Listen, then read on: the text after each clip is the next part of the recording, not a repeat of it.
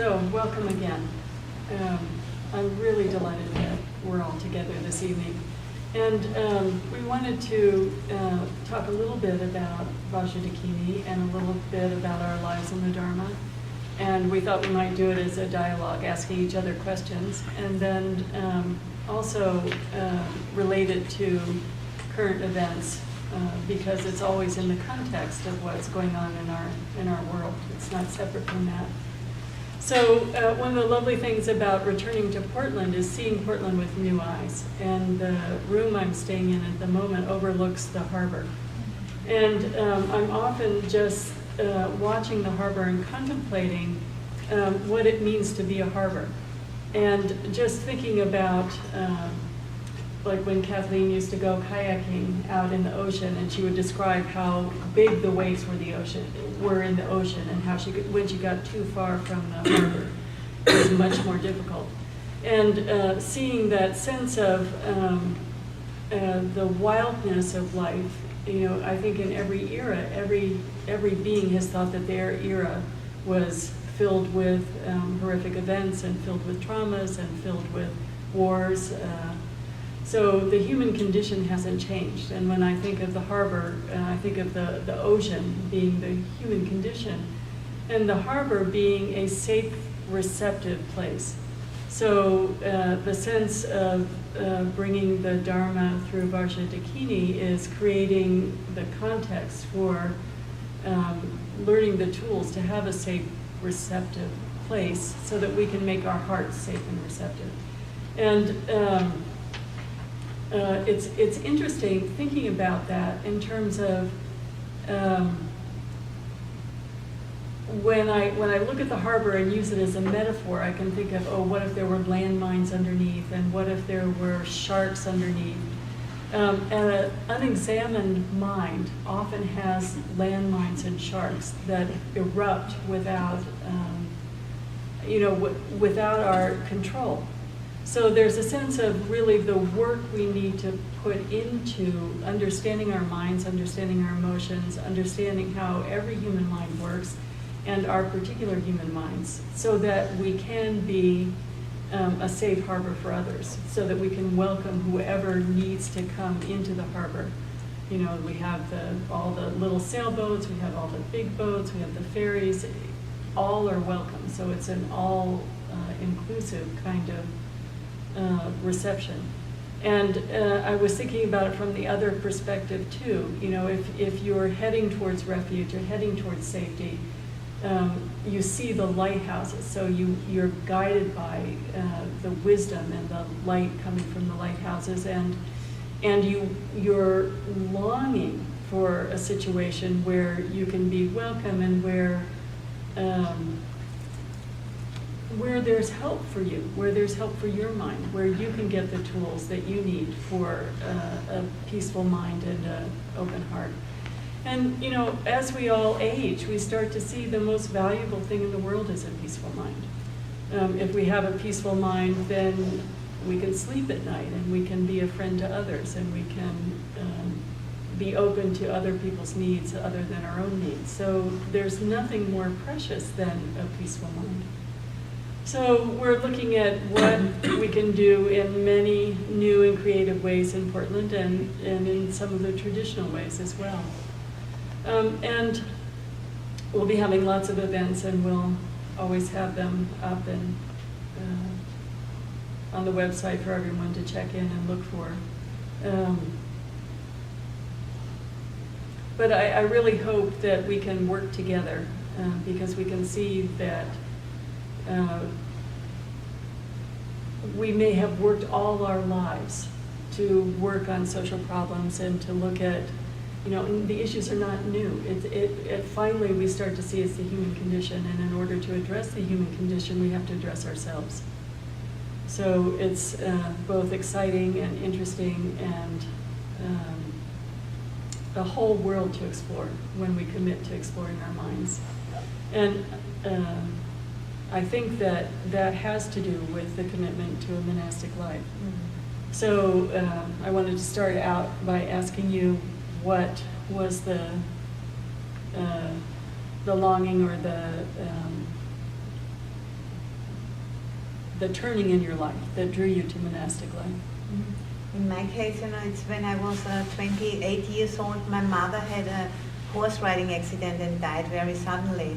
And after that, I became very conscious of my confusion, very conscious of not really understanding what I'm doing here, in this human form, and having a very strong longing to understand, and felt really ready to meet guidance, but I had no particular idea how that guidance would come to me.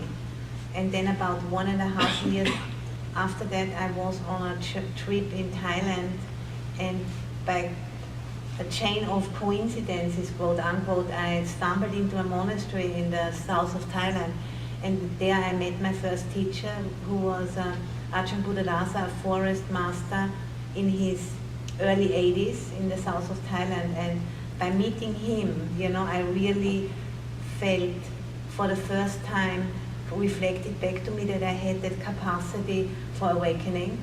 His presence, reflected it back to me very strongly, and I felt like I was kick-started, I kick-started that knowing that I can cultivate this unshakability of the heart, which he already so fully embodied. And I felt a sense of hope, and I felt a sense of possibility.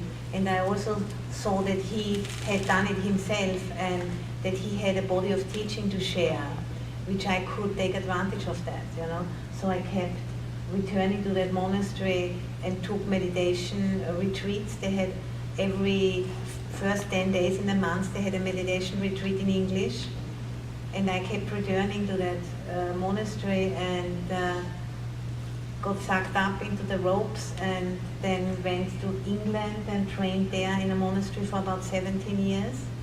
And in 2009, me and another nun were invited to come to California to set up a training monastery in our tradition, which is the Theravada forest tradition. And since about 15 years, I also have a teacher in the Tibetan tradition. So I practice the Theravada forest tradition approach, which I would, say that's maybe a form of early Buddhism, where we use the early suttas and the way of using the monastic form. And then I also practice in the Vajrayana, which I consider to be a later presentation of Buddhism. And that's also what brought the two of us together, because we can learn from each other a lot, about those different ways of practicing the teachings, which are essentially exactly the same, in all three main schools of Buddhism. So yes. And then I would ask you, sister, how did you actually come to monastic life? It's not dissimilar, and I think many people experience some traumatic event in their life being the catalyst. So for me, I had cancer in my 40s, and I was given a diagnosis of 50% chance of living five more years. And I really thought about what did I want to know, what was, essentially what is the meaning of life. And I really looked at, having had experienced professional success and, having dear friends and feeling loved and that I was able to love. And at the same time, seeing that didn't bring peace of mind, and it didn't bring a contentment, and I didn't have the skills to help my friends. So I could see that the people I loved, the people in my family, also were confused and suffering, and weren't any wiser than I was about how to go about finding deep peace. And so that sense of there had to be some greater wisdom and some greater understanding of compassion. I was doing a lot of hospice work in that era, and I could see people who had incredible motivation to serve others, and that led to extraordinary pain in their lives because they couldn't do it wholeheartedly. They couldn't match the pain they were experiencing with their altruistic wanting to serve others. So I started going to spiritual teachers, but pretty quickly, even I think I was just finished chemotherapy, met His Holiness Chetseng Rinpoche, and he gave a simple talk on a kindness meditation. And I could see that within the Tibetan tradition was the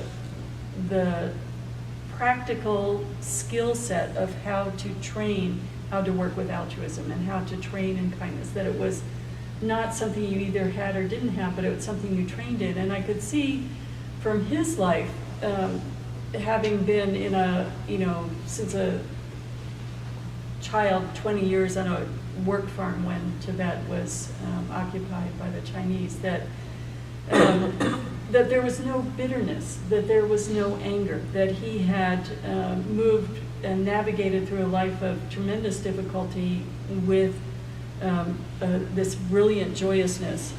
And my thought was that there are skills in this system that I want to know about, that he was truly able immediately to benefit others. And so that there was a tremendous amount of wisdom. And so I, very quickly after that, I met him in '93 and was ordained by him in '97. So my life shifted very, very quickly for many reasons at that point, at that turning point. I met my teacher it was quite similar. I met my teacher at 88 and was ordained by 93. Yeah. So what did you learn by living a monastic life in a monastic community? How did that people think of that as being very restrictive and very... I think, what you're speaking about, the symbol of the harbor, I feel monastic life is like a harbor, and then when you go into monastic life, it's not that your experiences are different than if you are not ordained, but you have a very strong holding and you don't spill the beans, because you are kind of contained in the schedule, and you have like a lot of quote unquote, it looks very restrictive, but it's a training, it's a skill set you learn, and in the beginning it's kind of like you learn the piano, you learn to drive the car. In the beginning you can only sit in the car and where's the clutch, and where's the brakes, and where's the, you have to think about everything, and you could never imagine that you could actually eat the sandwich, speak with your friend and drive the car, which you actually can do after a few years, And monastic life is the same thing. In the beginning you think it's all too much, and I can't keep it in my mind, this is all too, it feels like you have to give up so much. But now I'm in the ropes since 24 years, and I feel it brings me a lot of freedom, because there's a lot of things I don't need to concern myself with.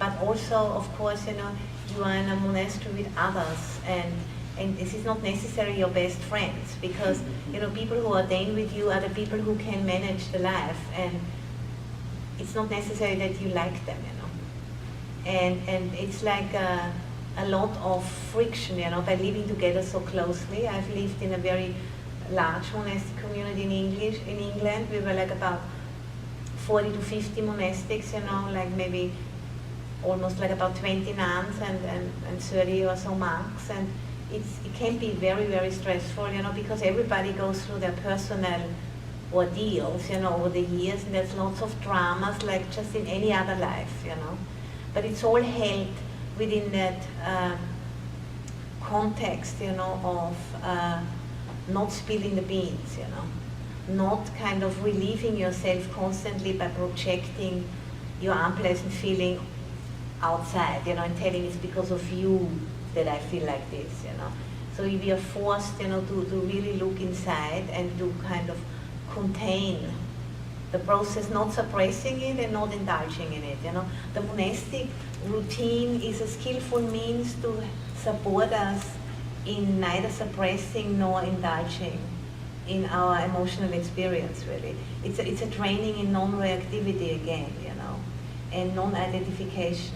And it's it's difficult. It's very difficult, actually, And people, come and go, and there is no stigma in, maybe living after 1 year, 2 years, 10 years, 15 years.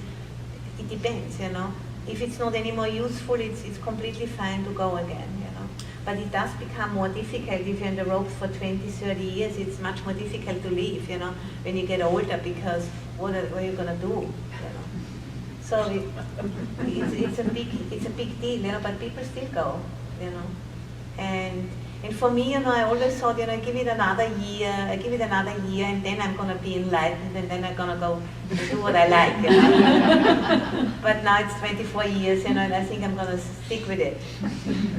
Because I've learned, through being in a monastic life, I've learned how much there is actually to be learned, And I feel like, because of my personality, maybe I was able to not, to not lose my critical faculties in a monastery, and to stay alive, and to not, to not lose myself. Even, it's about actually letting go of yourself, but it's not about, becoming distracted from yourself by losing yourself in the form. The form is a support only, and that's like something, which depends on the individual if you can really maximally use it or not, So it's a profession like any other profession, and maybe it's the right thing for you, or maybe it isn't, And then the people who stay longer, they become teachers themselves, And now I'm a co-founder of a training monastery in California, because I feel like I have so much benefited from monastic life. I really like to pass that on to the people who want to learn it, And yeah, I'm all for it, I think it's a very good institution, and like any other institution, it can be abused, But if you do it in the right way, it can be very powerful, And I feel like I was lucky to have very good role models, And yeah. I think that's what I have to say, and it's a support for cultivating non-reactivity, and it starts, with being very reactive and getting a lot of squeezed a lot in the monastery, and then if you stay with it, you get stronger and stronger, and you get more and more capacity for equanimity, and through that you can roll with the punches, more and more. And then it just becomes more and more easy, to be with life as it is, and not take it so personal, because it's the human condition, and it has been difficult from day one, when we were still living in the trees, that it was difficult, just like today, nothing has changed in that regard. We have much more sophisticated technology and all of that stuff, But the repercussions of that, in terms of climate change, for example, you can't win in the sense that's all going to be pleasant every day, It's always about being able to be with unpleasant feeling, and not turn away from it. I think that's really the essence of the teaching, and that's the essence of monastic life, is to support us to more fully, turn towards your experience and have less capacity for distraction, It's more like cutting back, I don't need to think about my hairstyle, I don't need to think about my clothes, I don't think about what I eat, because what we get is what we eat, all of those things, it's a conservation of energy, to turn inwards and not escape inwards, but look, and really open to it, to your experience, and then you can only learn from it,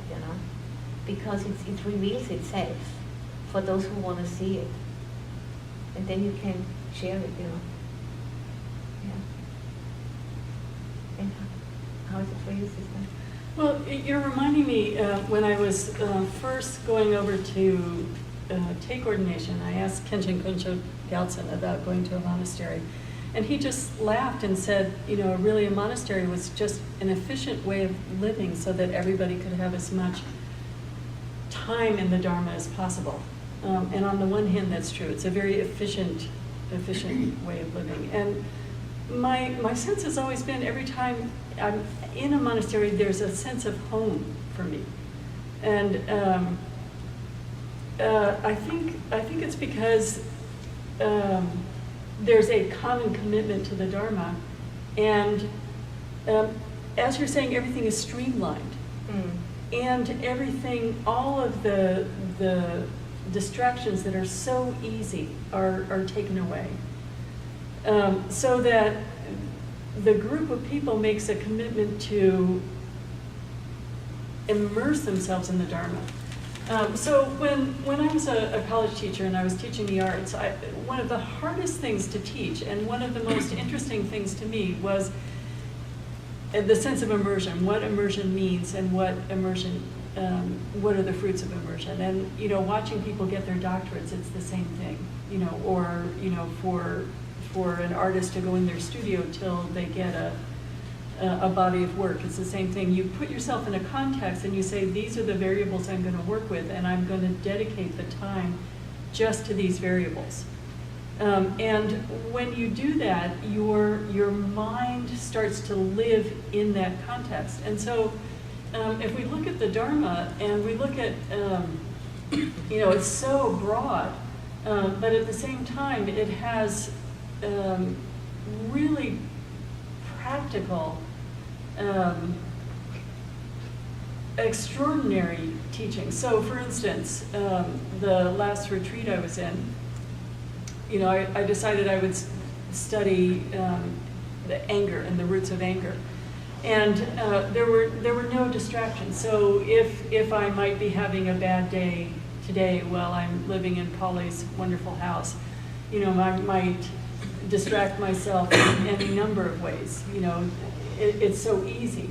But there, okay, I'll go back and I say, well, what are the roots of anger, and what are all the different methods that one can apply when this unpleasant feeling comes up?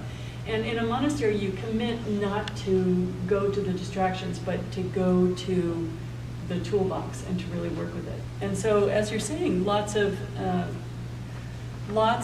all the normal human condition is there, all the normal friction of people living in community is there, but the commitment to use the Dharma to work with that friction is what makes it different. And to live and immerse oneself in that world is different. So, the nighttime reading is philosophy, and you're taking a break in the morning reading is philosophy, and you're always using that as your reference point. So and symbols are all around. In the symbols are all around you, yes. And your outfit is a symbol also, yeah. isn't it? Yeah.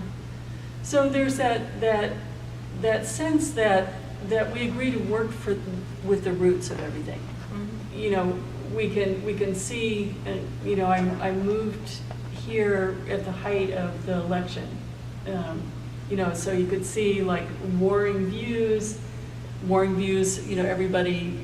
All you have to do go in the elevator. You hear friends talking about the election. You're in your home and people are talking about the election. You just hear the warring views, as opposed to let's go to the root of those views and find out what is the source of greed, what is the source of anger, what is the source of craving, and look at that. It's as though there's so many distractions right now.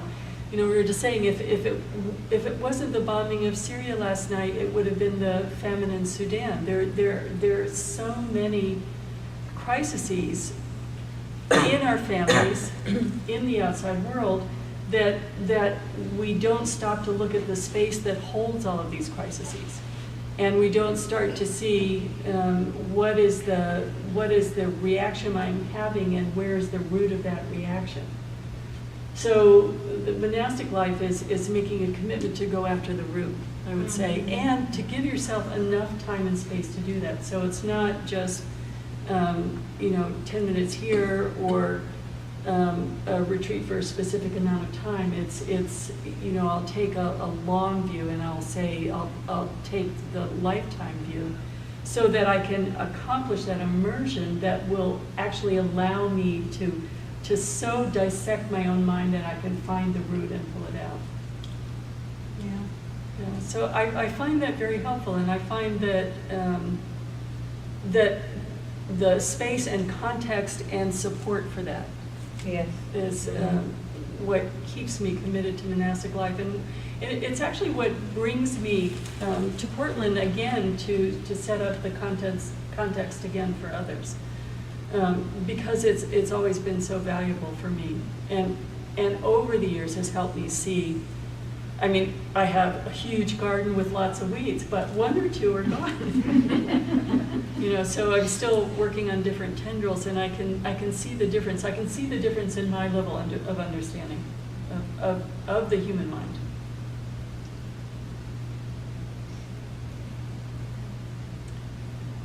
So the other question I think we all have is, on the one hand, that's true, but what is the relationship between what we're seeing personally and what's going on globally? And I also wanted you to talk about your commitment to the environment and what your monastery is doing. I mean, you know, I feel like, you know, that the monastic training is about, and not only the monastic training, but any spiritual training is about, you know, being able to you know, to understand that the world we are living in, it can't be ultimately, it can't be fixed, you know, because there's the laws of impermanence and unsatisfactoriness, you know, and causes and conditions constantly changing, being out of our control very clearly, you know, but it's the way how we meet that, you know. It's like meeting it, you know, living in a world which can't be fixed, but trying to fix it with all of what we have got, you know. So it's this paradox, you know, to live in the world with the wish, you know, to benefit all sentient beings and to help and to make it better, knowing it can't be fixed at the same time, you know, because if you fix something on this side, it's going to break down on the other side. So, you know, to be able to reconcile this paradox and not go crazy in that paradox, but actually find peace with it, that's what I feel is the essence of why I want to train myself, you know, because that equanimity, that understanding, you know, of the relationship of the conventional to the ultimate, and how they mutually informing each other, you know, that gives me that equanimity in the middle of the storm, you know, that I try my best and then I let go, and I don't feel guilty and I don't beat myself up because I can't fix the whole world, you know, but I do what I can, and then I let go, because I'm not responsible for the universe to operate perfectly, you know, because the universe operates already perfectly, and I'm just a part of it, you know, and that understanding is deepening, you know, through principally, you know, attending to my own mind, because my own mind is a reflection of the universe, you know, and all of the laws of the universe which are happening out there, they are happening in there as well, you know. In the end of the day, it all comes back to impermanence and unsatisfactoriness and the inability to control that process, you know, which has an intelligence, you know, which we can't really grasp, you know, with our little dualistic minds, you know, and to just kind of let go into that trusting, you know, that this is an evolutionary process which is going on since 14 billion years, you know, and I just need to align myself with that process, you know. And now, you know, sometimes there's really hard bottlenecks, you know, like what's going on at the moment in America politically, for example, you know, is really scary. But those things, they've happened again and again in the past, and you know, here we are. It doesn't mean, you know, that it's not going to be painful, but it's happening, you know. And you know, we all have learned a lot from painful experience. I mean, I got thrown into the spiritual life because my mother passed away, you know, and I was also, you know, completely confused, you know, and I wanted to help my father, for example, you know, and I couldn't because I had nothing to contribute, you know, other than maybe, you know, having a drink or a joint or something like that, you know, and I felt like that's not enough. I want to know more, you know. And today I still can't fix the world, but I can witness it and be part of it without despairing or distracting myself, because I understand so much deeper, that what's going on is, there is a lot of meaning in it. And there is something happening, of great beauty and of great power. And I don't need to sort it all out with my little mind, and I did not necessarily have to be able to make sense of all of this, but I can just participate, to the extent I can, and the rest is none of my business, really. I don't know what I was actually coming from when I was saying all of this, but this is what I feel, through the practice, having more and more capacity to trust in the process, because, how should I know, what should be next, And at the same time, your monastery, through your leadership, has recognized it for its environmental work. Also, yeah. For example, I have great concern about, the craziness of the human mind, what it has inflicted on our planet, And that's where I try to bring, the ropes to the climate movement. This is where, I can't do everything, but that's where my calling lies, I feel, that because we are living in a forest monastery, so we take care of the forest, and we learn a lot from nature, I feel, by just being in the forest. We have little meditation huts in the forest, and, learning from just like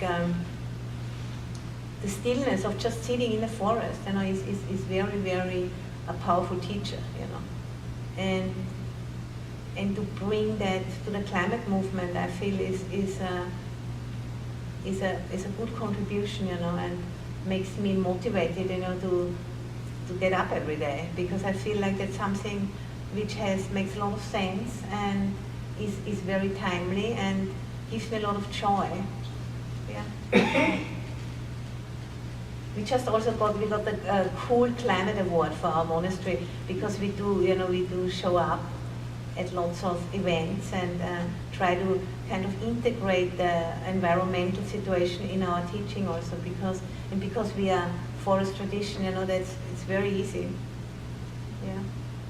And bring it, wherever I go to teach, whenever there's an opening, I slide it in some way or another.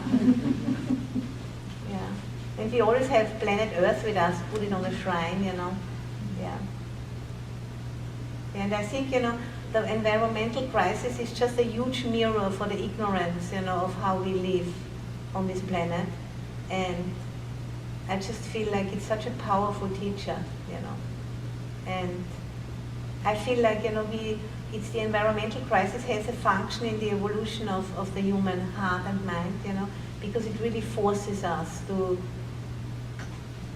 look, because if we don't take heed of what we are doing, we're not gonna do it for much longer, because we're gonna just wipe ourselves off the planet, And I think it's a very powerful time right now, with that becoming conscious, that what we are inflicting on so many species and on the future of our children, I mean, this is never before, has the human race had this kind of,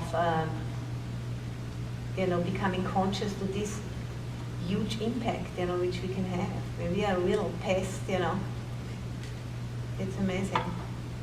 Yeah. And I don't have the solutions either, but at least I'm willing to look, and I'm willing to use this ancient teaching, to support myself and anybody who wants to in looking. And I think, if we are willing to look at what's happening, the solution is already inside of that, And I give myself to that process, really. Yes, I would say something similar. I'm really interested in, because I'm identifying, maybe compassion is what drew me into the monastic life, the ideal of compassion, of Kuan Yin, particularly the Thousand Arms, and then identifying why is my experience and the experience of people I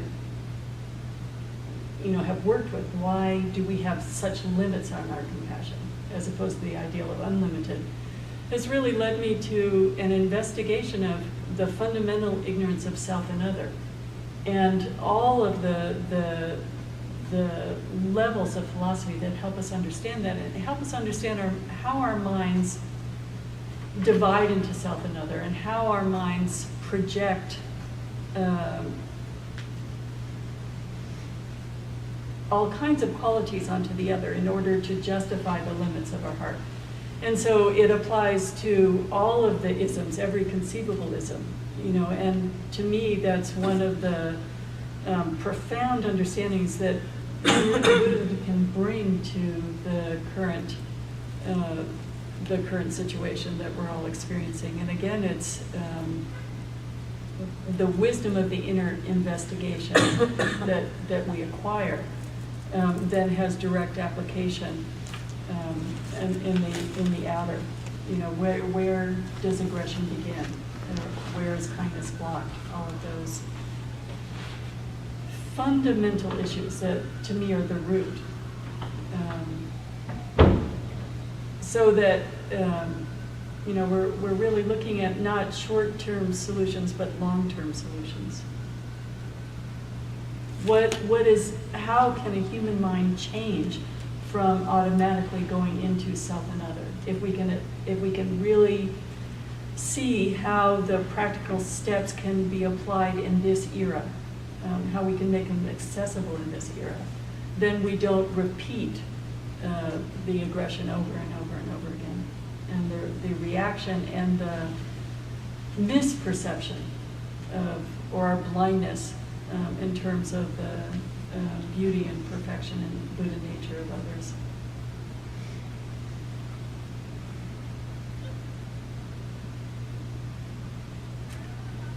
So we wanted to give some time for your questions as well.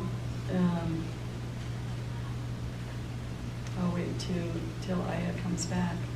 And I guess I would say, we entitled this Courage on the Path, and it just came to my mind, the sense of when there's a crisis in life, where do we turn? And what is reliable to turn to? And so I found consistently, of course we turn to our family and friends, but what is reliable in terms of making sense of things has been the Dharma.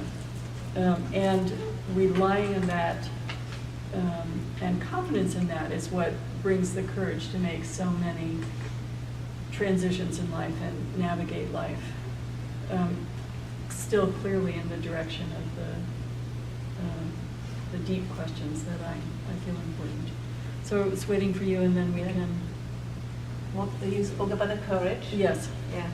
I would say the same thing, having the framework, and seeing my own experiences within that bigger framework has given me courage, to just step into the unknown. And, together with the co-founder of the monastery in California, we have been part of a large lineage in England, for about 17 years. And then because of the restrictions which were imposed on the nuns, we have decided to leave that lineage, and we were invited into California to make our own little monastery, and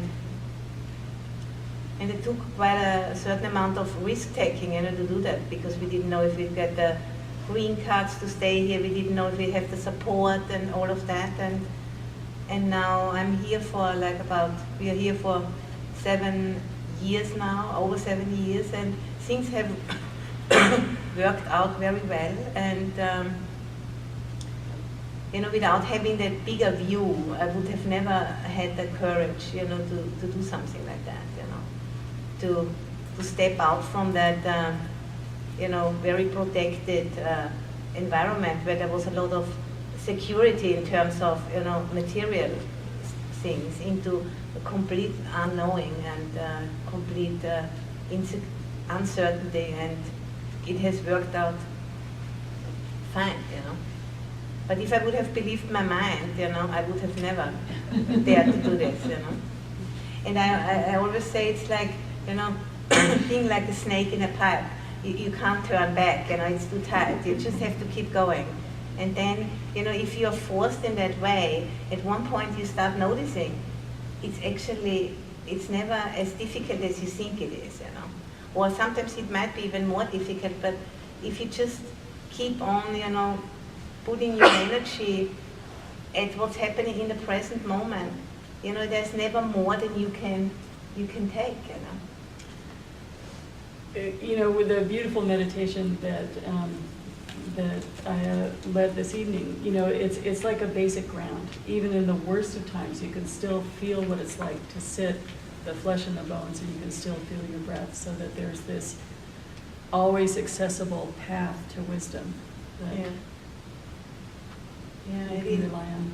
It's a groundless ground, if you could say, It's not like a solid concrete slab, where you're standing on, but you familiarize yourself with that groundlessness, and then the constancy is not in the concrete slab, but the constancy is in being able to tolerate the groundlessness, or the impermanence. And it's just like a skill to be learned. It's not more difficult than to learn to play the piano or drive a car, really. Really not more difficult. I think sometimes we fear the unknown in our minds more than anything. And the relying on the Dharma that the only thing actually unchangeable in your mind is your own Buddha nature, then is a tremendous source of courage. Yeah. And it's when we bow to the Buddha, for example, at the shrine, it's like bowing to this capacity for awakening, which the Buddha is just an external symbol for, and the word Buddho means to awake, awakening or awakened, and that capacity we all have. All sentient beings have this capacity, and then we just need to kind of recognize it, And for that we need somebody who already knows it to tell us, how to look. And then we need to apply the toolbox, really, and that over time we are kind of strengthening that recognition.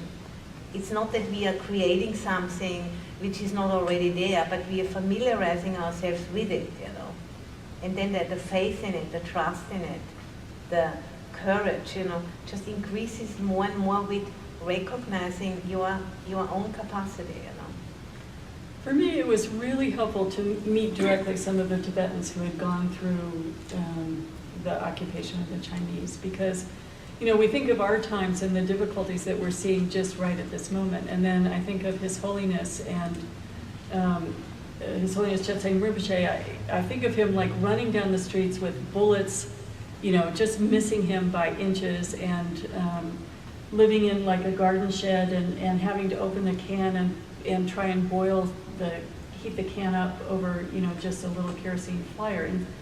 And to see from that came this brilliant joy and wisdom. So we might think that things seem so difficult right now for us and in our world, but if we allow that to distract us, we miss the point.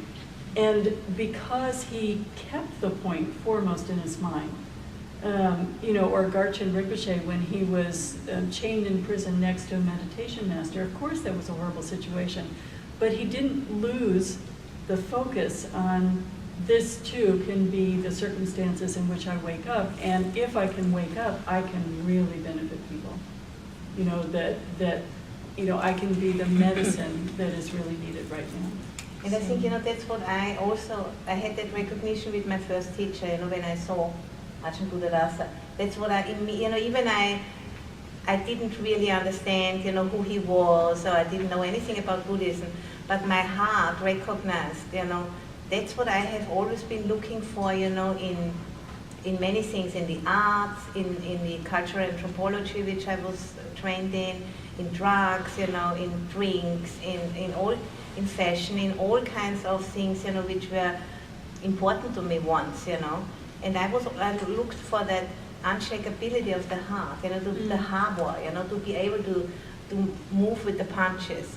And then I saw somebody who really embodied it, and I just wanted to be like him, And then what I first recognized is, oh, you know, all of that was on a basis of good ethics, you know, which I didn't have at that time, you know.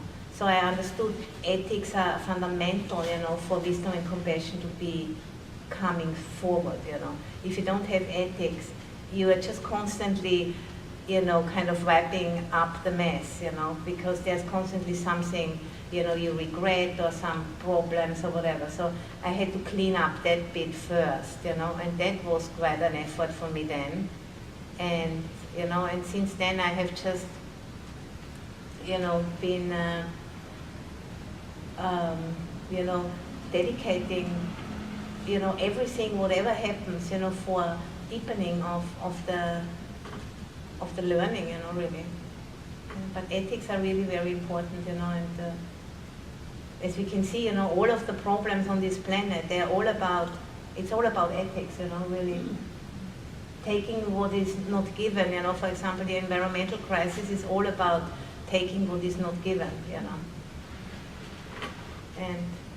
But, you know, that's just part of the human condition, and it's not like, you know, like especially surprising, it has always been that way, you know, but to just see the power of ethics, you know, it's just like that really blew me away, you know, that was my first recognition, and then from then onwards, you know, it's just like, you know, it's an ongoing exploration, really. Yeah. So we wanted some time to open it up to your questions.